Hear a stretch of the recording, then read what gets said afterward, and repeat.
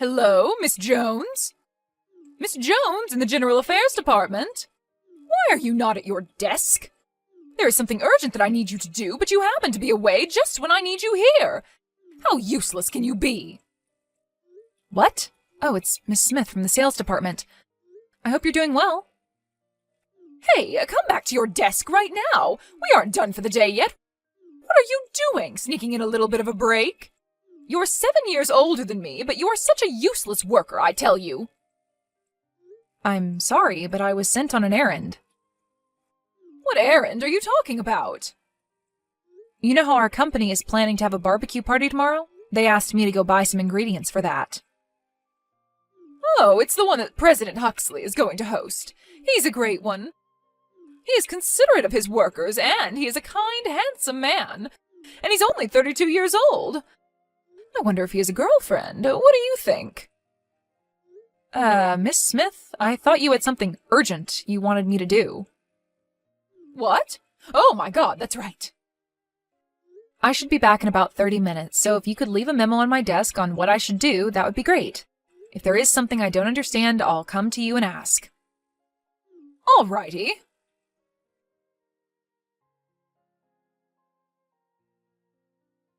Miss Smith, where are you now? The task you wrote on your memo, that's something that has to be finished by today, otherwise it won't meet the deadline. That's right, I told you that's why it needs to be done in a hurry. It looks like the task could have been assigned a month ago. Why has it been assigned now? We have our own situation here to deal with.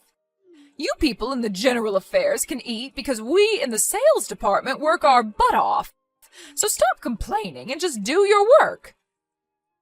There is not much time left, so I'll do my best, but please be careful next time. All righty. By the way, did you finish getting the things for the barbecue tomorrow? What? Oh, yes. The other staff members are putting the food in the refrigerator right now. I am so looking forward to tomorrow. Say, you know what? I hear that we are free to wear whatever we want to the barbecue. I'm planning on wearing my best outfit tomorrow. What about you? It's a barbecue, so I think I'll probably wear something that I can move around easily in and something that can get dirty. Oh, I see. Well, now that I think about it, I guess people in your department can only wear such things.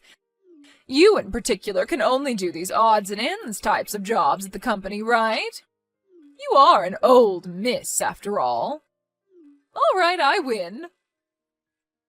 I don't know what you mean about winning, but I need to work on the task you asked me to do, so please excuse me here.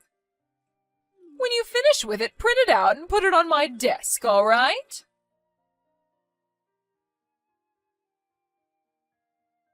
Hey, Miss Jones. I know you're just a plain office worker, but what is that outfit you're wearing? Jeans and a sweater? You know that the host of this barbecue is our president, right? It's a rare chance for the workers to show ourselves off in front of the young, handsome president. Your TPO is way off. Why, hello there, Miss Smith. Today we'll be cooking meat and washing dishes, so we might get ourselves dirty when doing that. That's why I thought it best to avoid wearing a dress today. You don't understand anything. An event like today is a chance for people to become friendly with the president. Oh, I see. Oh, oopsies. Sorry, I guess you already know your place within the company. That's why you're wearing such a plain outfit. My place within the company? That's right. The office workers basically take care of unimportant errands of the company. That's why you are the server in today's barbecue. Since we are assisting our president, we in the General Affairs Department will be taking care of all kinds of things, but we are not necessarily the servers, per se. Then you can grill the meat for me. That's about the best you could do, old miss. Servers need to take care of our needs, so make sure to obey my orders, all right? As for grilling the meat, everyone is supposed to do their own grilling. What? I need to get more drinks, so please excuse me. What? Hey! Don't ignore me. You're responsible for grilling my meat. Come here quickly and grill me my meat.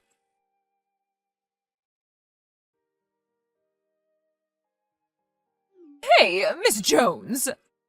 I thought I couldn't find you, but then I see you talking friendly with our president. How does that happen? You're just an office worker. Mind your position. Stop trying to make yourself look attractive in front of the president. The only one who can go after him is me, because I work in the most important department in this company, the sales.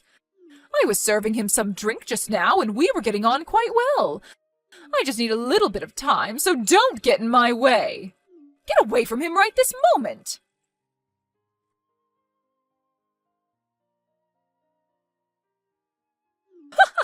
It serves you right. How does it feel to have beer showered on your head like that? Well, you really did it this time. This is what happens when a good-for-nothing office worker tries to make herself attractive in front of the president. I was talking with him only because he asked for me. What? No way that could happen. Come on, get back to your place and grill my meat. I gave you some beer, so now it's your turn to serve me by getting me some meat. I am going to change. What?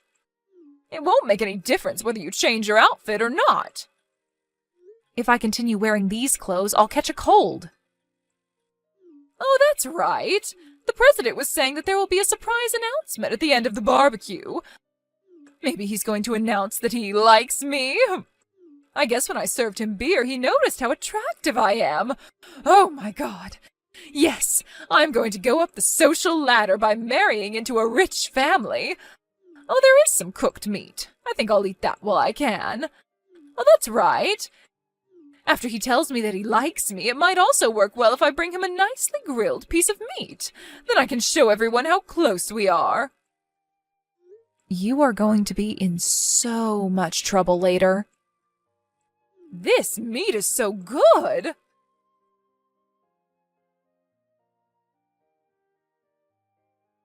What on earth? What was that surprise about? The president was saying that he would introduce his fiancée, so I thought he decided to skip the part about telling me that he liked me and go straight to getting engaged. I was surprised, but I quickly got my act together and braced myself. But why were you, Miss Jones, introduced?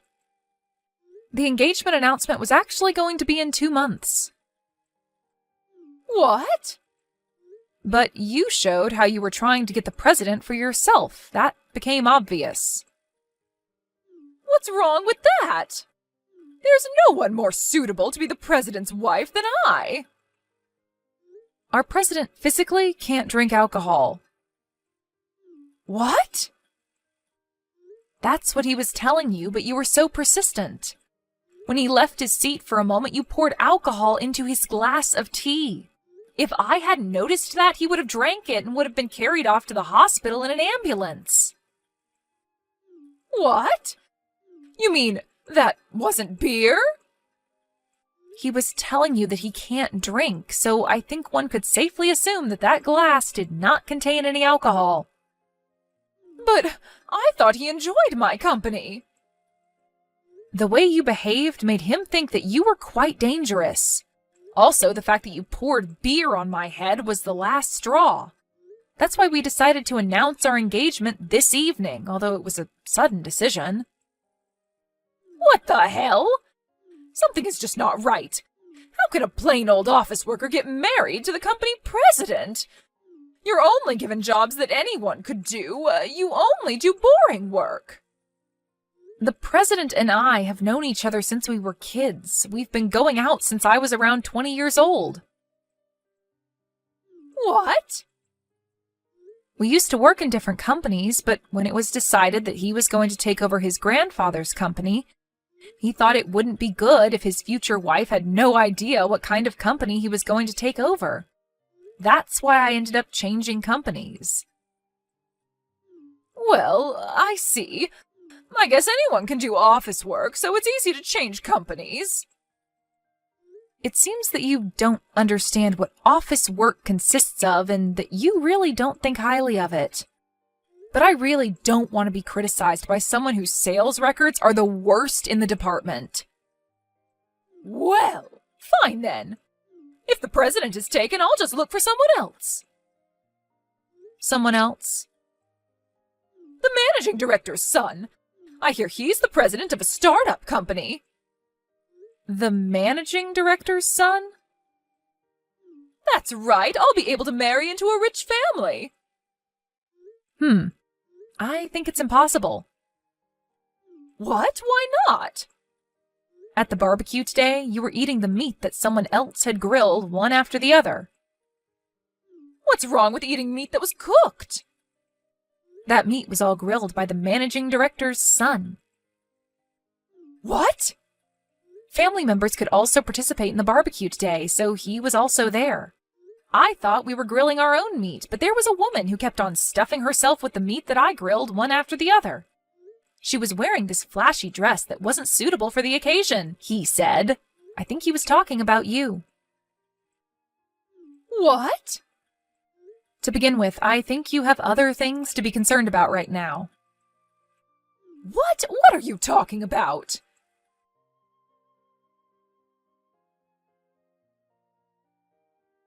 Hey, why am I being fired? I did nothing to get myself fired.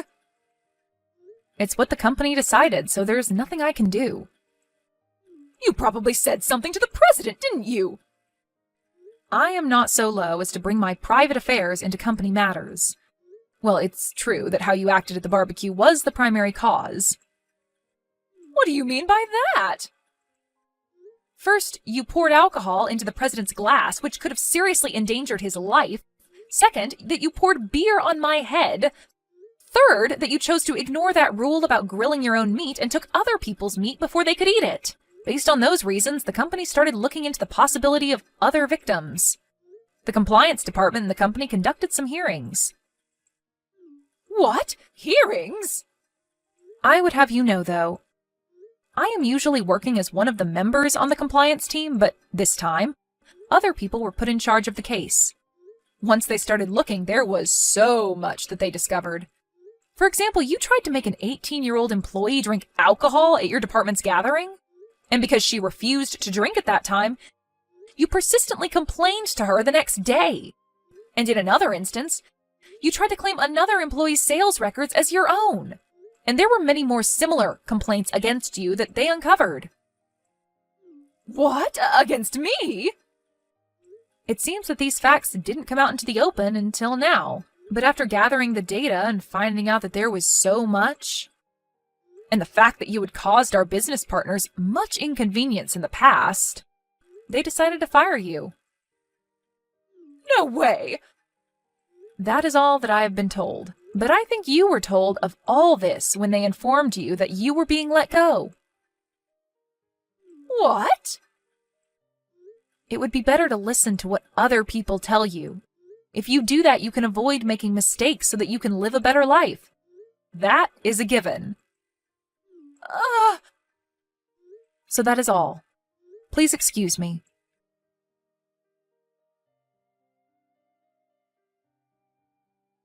I was wondering why such a person could be in the much-respected sales department.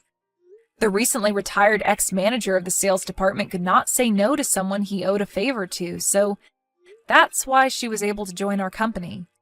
I'm not sure what to make of that, but to put that matter aside for now, as for the matter of getting beer poured all over my head, I received consolation money from Miss Smith, although it was the minimum amount that would be expected in such circumstances, but I decided to drop the case after that. That is, the 18-year-old employee reported the case to the police. And so after having talked to the president, he decided to prioritize this case. As for Miss Smith, she got herself into deep debt as she had to pay for consolation money big time. So now, in order to pay back her loan, she's doing multiple hard jobs. Apparently, she is complaining, "Why me?" as she leads a very poor life.